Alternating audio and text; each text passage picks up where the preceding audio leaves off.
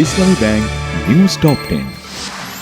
লেবাননে ইসরায়েলি হামলার জেরে হুমকির মুখে যুদ্ধবিরতি, শর্ত লঙ্ঘনের অভিযোগ তেহরানের নাকচ করে দিল যুক্তরাষ্ট্র।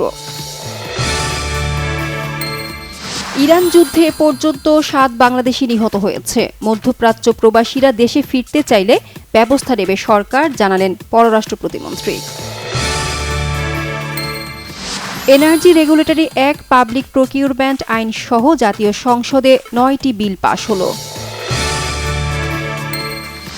সারা দেশে হামের উপসর্গ নিয়ে নতুন করে মৃত্যু 6 শিশুর, নতুন করে হাসপাতালে ভর্তি অন্তত 48 জন। বগুড়া 6 আসনে উপনির্বাচন ও শেরপুর 3 আসনে সাধারণ নির্বাচনের ভোট গ্রহণ চলছে।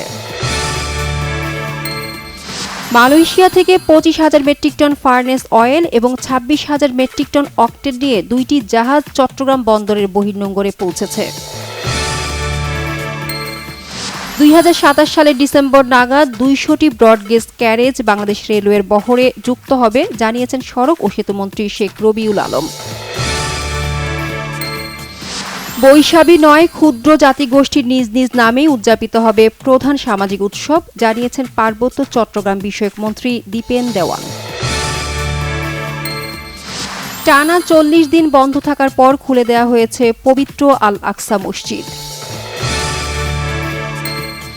বার্সেলোনাকে 2-0 হারিয়ে উয়েফা চ্যাম্পিয়ন্স লিগ সেমিফাইনালের পথে অ্যাটলেটিকো।